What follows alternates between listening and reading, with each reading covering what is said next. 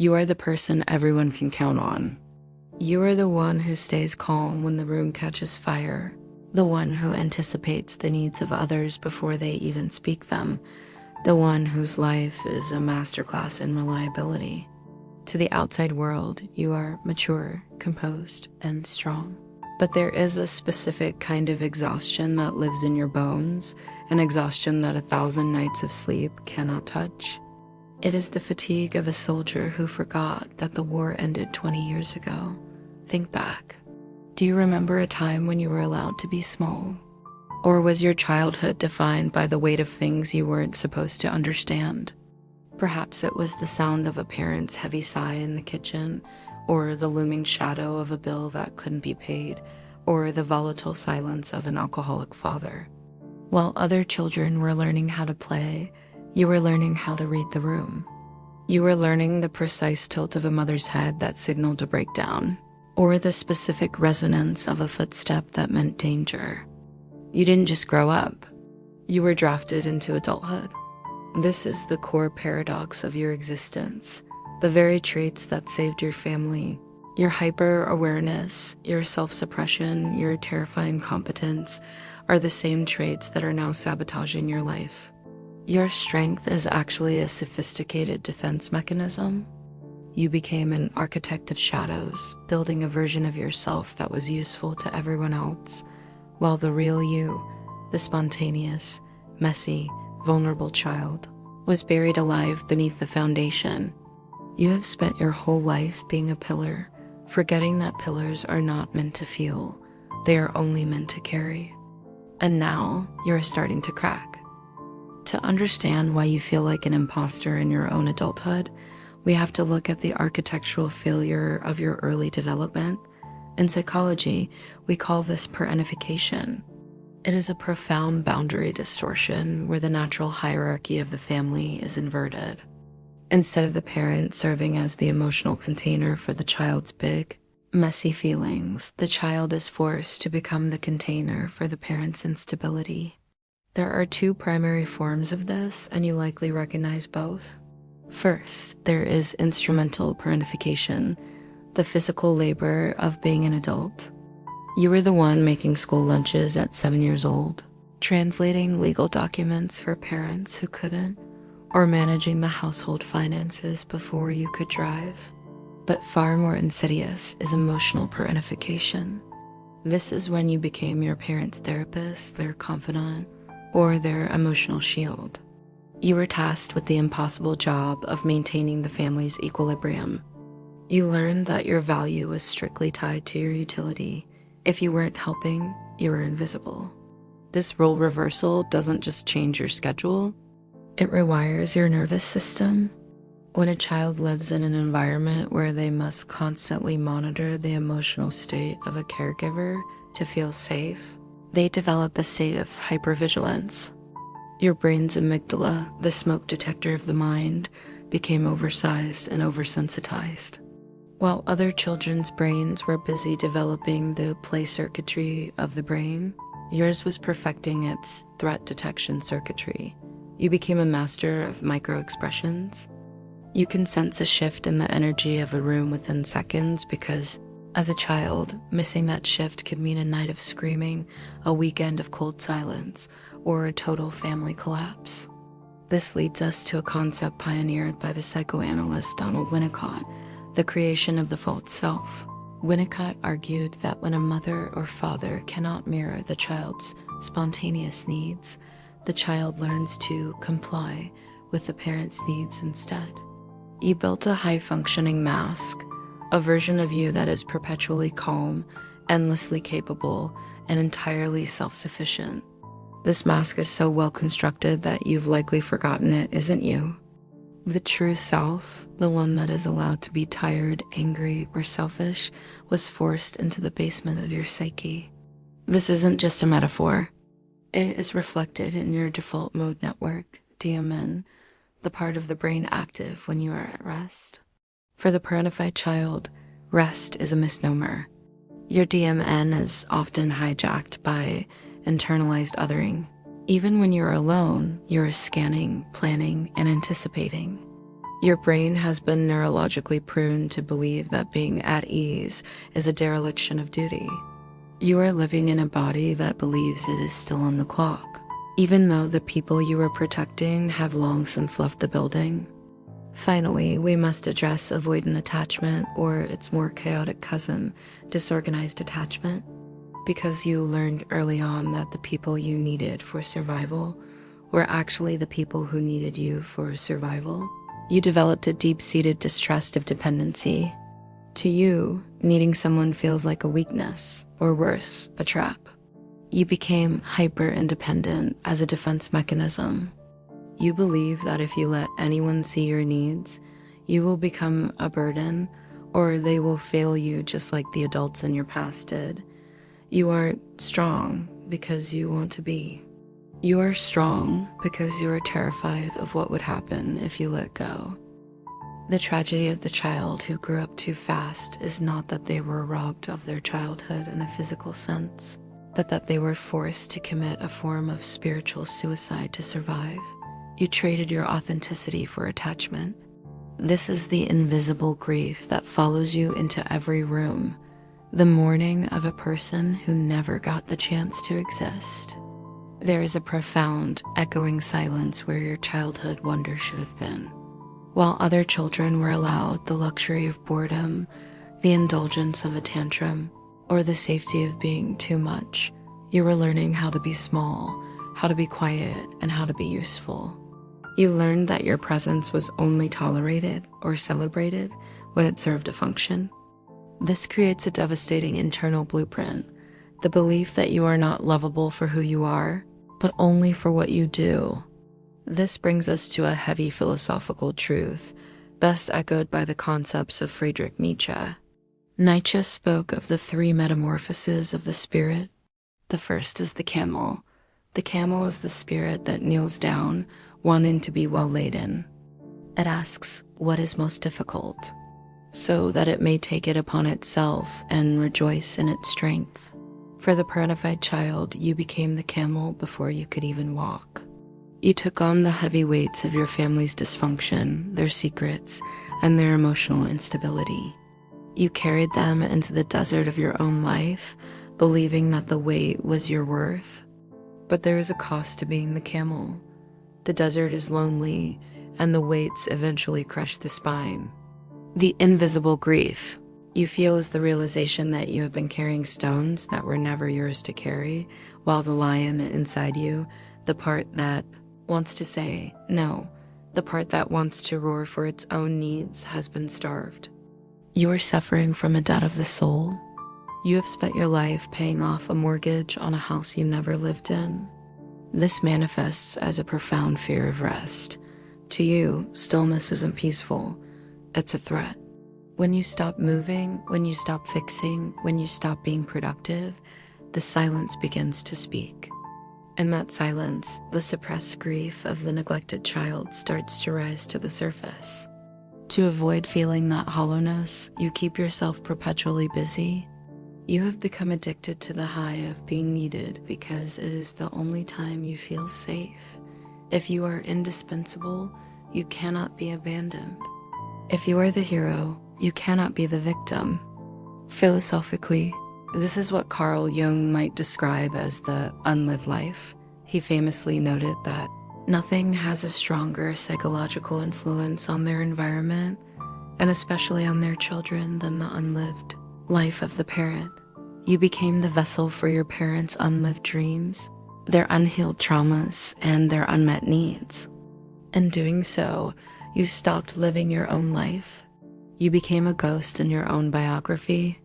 The emotional price is a persistent sense of alienation. Even when you're surrounded by people who love you, you feel profoundly alone. Why? Because they love the mask, the competent, reliable, unbreakable version of you. They don't know the terrified child underneath who just wants to be told that they can stop now. You fear that if you ever dropped the mask, if you ever showed your true, messy, exhausted self, the people around you would leave. You're trapped in a prison of your own competence, terrified that your softness is actually weakness, and that weakness is a death sentence. This is the weight of the lost youth. It is not just the loss of toys or games. It is the loss of the safety to fail. You were never allowed to be a work in progress. You had to be a finished product at the age of 8. And now, as an adult, you are a master of survival but a novice at living. You know how to endure, how to persist, and how to suffer, but you have no idea how to simply be. We must now confront a difficult truth. Your childhood didn't stay in the past. It migrated. It settled into the way you answer emails, the way you choose your partners, and the way you treat your own body. What you call your personality is, in many ways, a collection of sophisticated survival strategies that have outlived their original purpose. You are an adult now, but you are still operating on the software of a child who is trying not to get in the way. To begin the process of unlearning, we have to identify the symptoms of the parentified adult. You are likely a master of the competence mask, and it manifests in these 6 undeniable ways. 1. The fixer in romantic relationships. You are rarely drawn to people who have their lives together. Instead, you have a rescue radar. You attract partners who are projects, people who are emotionally unavailable, struggling with addiction, or perpetually in crisis. Why? Because a healthy, stable partner doesn't need you to manage them. And if you aren't managing someone, you don't know how to relate to them. Being needed is the only language of love you were ever taught. 2. Pathological hyperindependence. "I've got it" is your mantra. You view asking for help as a catastrophic failure of character. This is the residue of a childhood where the adults were either incompetent or dangerous. You learn that the only person who is 100% reliable is you. As an adult, this leads to chronic burnout because you refuse to delegate even the simplest tasks, viewing vulnerability as an invitation for others to let you down. 3. The guilt of stillness. When you sit down to relax, a shadow voice begins to whisper. It tells you that you're being lazy, that you're forgetting something, that you're falling behind. You feel an inexplicable sense of guilt when you aren't being productive. This is because, in your early life, your safety was tied to your utility. If you weren't doing, you were at risk. Now, your nervous system interprets relaxation as dropping your guard. 4. The chameleon effect. Fawning. You are a social shapeshifter. Within minutes of meeting someone, you have subconsciously scanned their tone, their posture, and their vocabulary, and you have adjusted yourself to be exactly what they want. You're so good at people pleasing that you've lost touch with your own preferences. If someone asks, "What do you want to do?" you often find yourself drawing a complete blank. 5. The delayed adolescence or midlife collapse, because you missed the messy stage of childhood. Many parentified adults experience a sudden, jarring rebellion in their 30s or 40s. You might find yourself suddenly wanting to quit your stable job, dye your hair, or walk away from a perfect life. This isn't a crisis. It's your true self finally screaming for the air it was denied 20 years ago. 6. Somatization. The body keeps the score. Since you were trained to suppress your emotions to keep the peace, your body has had to store that energy. Parentified children often grow into adults with chronic tension headaches, digestive issues, or unexplained back pain. Your mind says, "I'm fine," but your body is screaming, "I've been carrying this for too long." The unlearning begins with a radical act of witnessing. You must stop gaslighting yourself. You aren't just a type of personality or just a natural leader. You are a person who is forced to prioritize the external world over your internal one. You have to start recognizing the little architect inside you who is still trying to design a world where everyone else is happy so that you can finally be safe. The shift happens when you realize that these traits, your hypervigilance, your fixer mentality, your silence, are not who you are. They are things that happen to you. The goal of this stage is to move from reaction to observation. When you feel that surge of guilt for not answering a text immediately, or that urge to fix a friend's problem, you must pause and ask, is this me, or is this the child who is afraid of the silence? You are learning to distinguish between your true character and your scar tissue. Healing isn't about getting rid of these skills. Your competence is still a gift, but it's about making sure you are the one holding the tools rather than the tools holding you. Healing from a stolen childhood is not about fixing a broken version of yourself. It is about reclaiming the parts of you that you had to abandon just to stay alive. It is a slow, often painful process of reparenting, of becoming the fierce, protective, and compassionate adult for yourself that you actually needed when you were 6 years old. The first step in this journey is the relinquishing of the burden. You must realize at a cellular level that the debt you have been paying was never yours to begin with. You were a child tasked with a godlike responsibility, and you did your best. But you are allowed to resign from the position of family manager. You are allowed to be useless sometimes. In fact, your healing depends on it. A core component of this recovery is shadow work. In psychological terms, your shadow contains all the traits you deemed unsafe as a child: your anger, your selfishness, your laziness, and your neediness. To become whole, you must invite these parts back to the table. You must learn to say, I am tired and that is okay. Or, I am angry that I had to grow up so fast, and I have a right to that rage. You must also engage in what we call somatic reclaiming. Because your trauma lives in your nervous system, you cannot simply think your way out of it. You have to teach your body that the war is over. This means practicing softness. It means intentionally choosing activities that have no productive value, playing a game just to play, painting a picture that you intend to throw away, or sitting in nature without a plan. You are training your amygdala to understand that stillness does not equal danger. Philosophically, this process is a transition from the Nietzschean camel to the child. After the spirit has endured the desert as a camel and fought for its freedom as a lion, it must finally become the child. Nietzsche described this final stage as innocence and forgetting, a new beginning, a game, a self-rolling wheel, a first movement, a holy yay.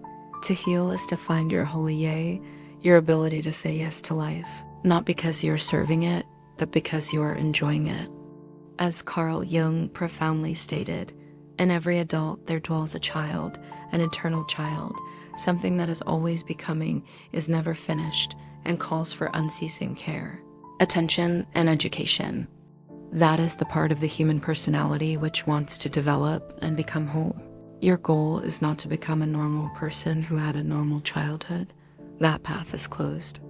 Your goal is to become an integrated adult. You possess a depth of empathy, a level of resilience, and a sharpness of perception that others may never know. These are the golden shadows of your experience.